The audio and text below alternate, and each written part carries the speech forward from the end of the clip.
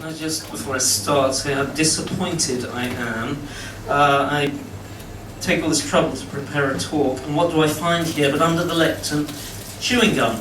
I think probably the perpetrators know who they are. I've no way of knowing if they're the same perpetrator, unless, of course, I get a fingerprint expert. But come and see me afterwards, whoever it is, or you're all staying afterwards. Okay. Right. 4th of March 2017, the US President tweets to the effect that Obama had my wires tapped in Trump Tower. This, he says, is McCarthyism. Well, no, it isn't. Wiretapping, if it has a name, is probably Nixonism. And to be fair, he did refer to Watergate in another tweet. What's McCarthyite in all this is making slanderous accusations without any facts to back you up. Strange, one might think, that Trump, of all people, should be so ill-informed about McCarthyism. And therefore, with a lot of love and respect for the man at 1600, this is McCarthyism. With me, Robert Cohen. We'll start in a way that the President would appreciate in a time of cooperation with the Russians. This is April 1945. Here's the iconic handshake of US and Soviet forces over the River Elbe, which effectively marked the end of the Third Reich. Just a few weeks later, the war in Europe was over. Unfortunately, the harmony was not to last, and soon the US and the Soviet Union were in a state of Cold War. Now, at this point, let's note that not every US initiative to root out subversion should be dismissed as McCarthyism. The USSR was a threat, especially under Stalin, whose hands were adrip with the blood of millions. But, as a man once said, when you battle with monsters, you should beware of becoming a monster yourself.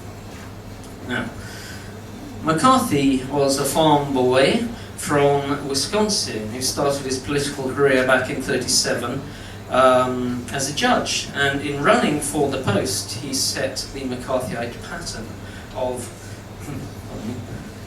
relentless mendacity, lying in this case about his age. He knocked a year or two off his age, and as for his opponent, well, the incumbent, was Judge Werner, was 66.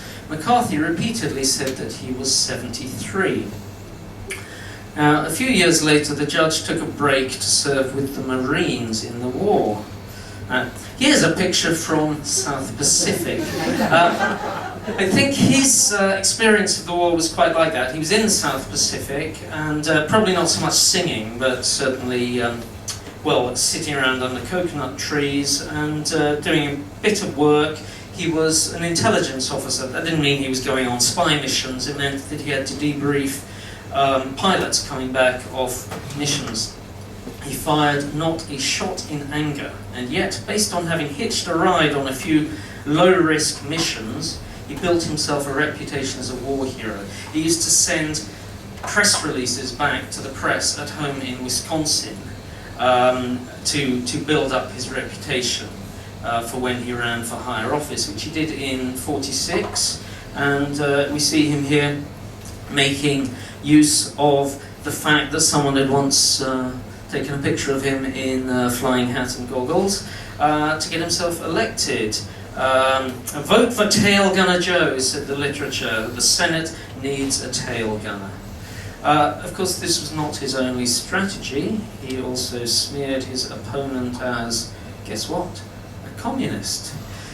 But this wasn't unusual. Everyone was doing it. Also elected to Congress in '46 was Richard Nixon, who made a name for himself on HUAC, the House Un-American Activities Committee, the body so often and so wrongly associated with McCarthy. HUAC, by the way, had been going since 1938. It was originally founded to tackle both communism and fascism, at which time, of course, many people embraced communism specifically to make a stand against fascism, though the distinction would later be lost on the likes of Nixon and McCarthy. Meanwhile, McCarthy spent his first 3 years in the Senate talking about anything but communism. Not sure who these two other people here are with him, but here's the youngish McCarthy outside the Congress building. Yeah, anything but communism. He was widely known at one time as the Pepsi-Cola Kid on account of his closeness to certain vested interests, on whose behalf he campaigned for an early end to sugar rationing. Then, when that was accomplished, he developed the use of lies and half-truths in aid of the private construction industry, working tirelessly to discredit public housing. Soon, though, re-election was on the horizon, as it always is in America. He needed a focus for his campaign, and someone suggested communism. Yeah, the government's full of communists, he said. We can hammer away at them. It's amazing that he needed someone to suggest it, because red baiting was all the rage. HUAC had been chasing headlines in Hollywood. The Senate was soon to have a like-minded committee under Senator Pat McCarran. The Justice Department had been prosecuting Communist Party leaders under the Smith Act with the help of people like this. David kindly mentioned earlier that I do a show about a guy called Harvey Matusa. This is him. He was one of a whole stable of ex-communists who acted as professional witnesses in trials and hearings. Matusa took the stand for anyone who would pay him. Thus, he did a great deal of damage to the whole McCarthyite machine when later in 1955 he announced that he'd fabricated most of his testimony. Back in February 1950, however, that machine was about to go into overdrive. Joe McCarthy, addressing a Republican ladies' lunch in Wheeling, West Virginia, says he's got a list of 205 Reds known to the Secretary of State as card-carrying members of the Communist Party, but who nevertheless are still working and shaping policy in the State Department. By the way, this is not him at Wheeling, but it might just as well be, because the list he held up was not a list of names at all, it was just a letter he happened to have on him.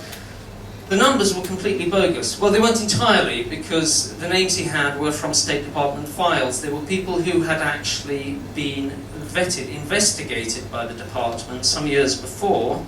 Some people they had got rid of, other people they had found that they were clean, and they'd continued to be employed. And think about 60 people when McCarthy made that speech. 60-ish people were still on the payroll at the State Department, but they were not communists. They'd been cleared.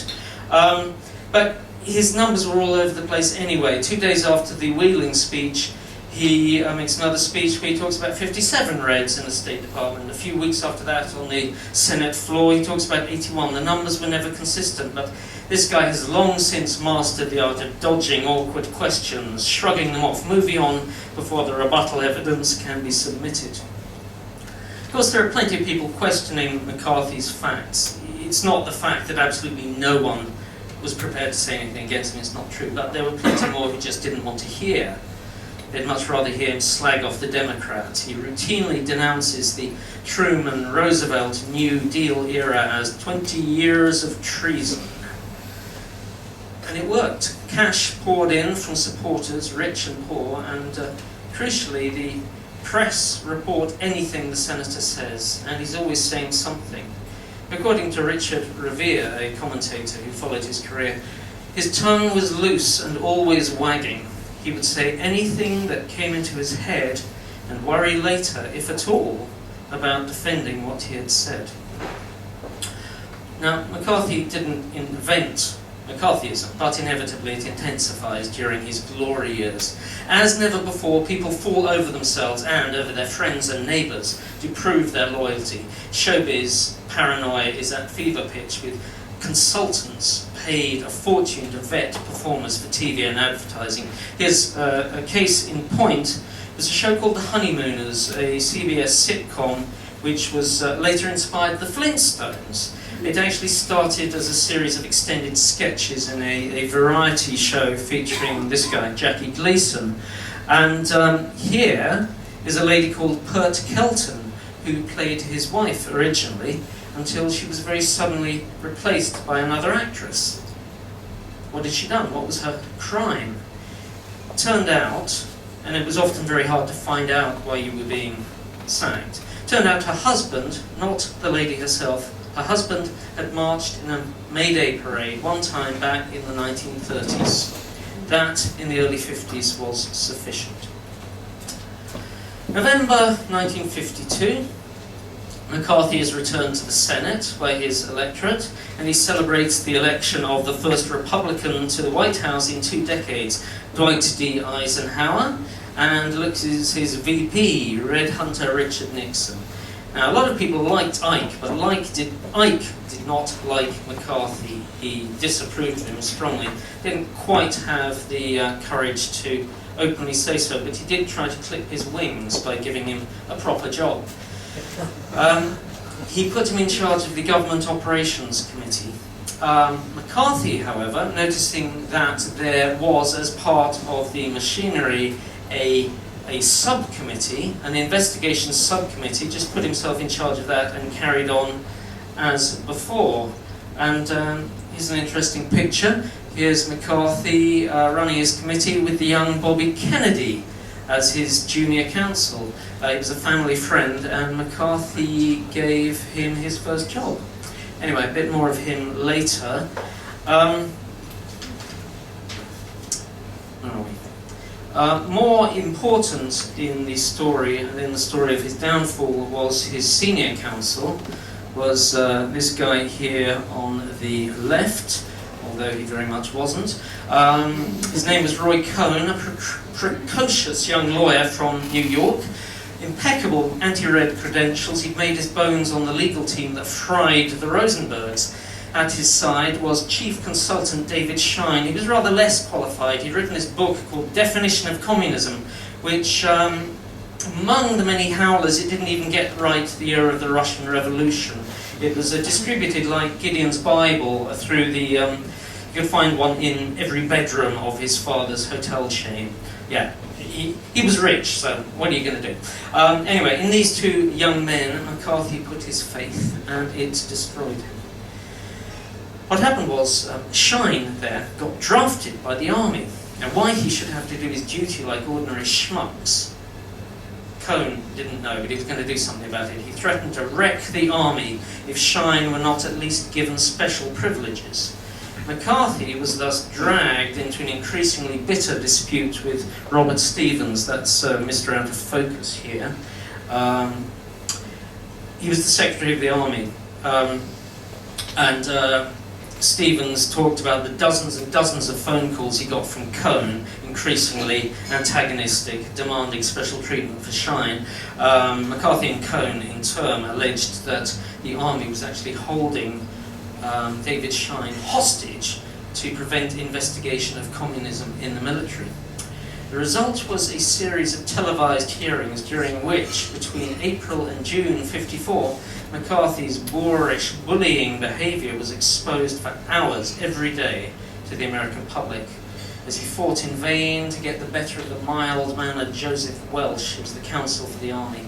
It was Welsh who finally stood up to McCarthy as none had done before, famously asking, "Have you no sense of decency, sir?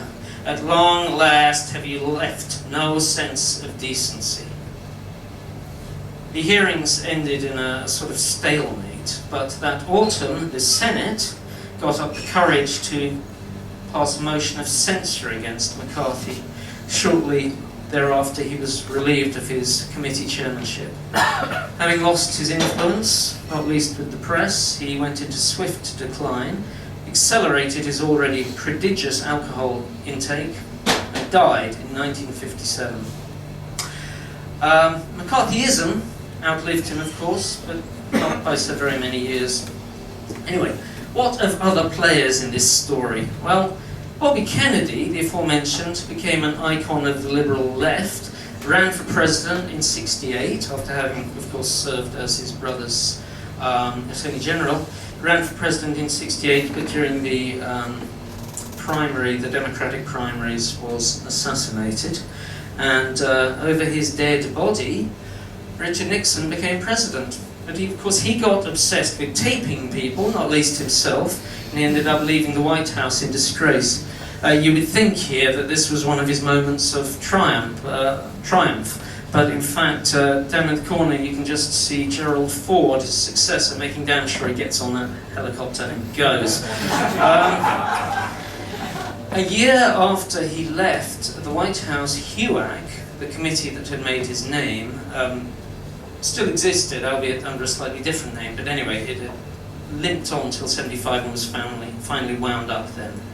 And so finally, what of Roy Cohen, McCarthy's right-hand man, who was his undoing? Well, he went back to private practice in New York, where, before being disbarred and dying of AIDS, he actually had some years being very successful. He had a number of high society clients, including future President Ronald Reagan and, future President Donald Trump. Well, maybe he knows more about McCarthyism than he lets on. Thank you.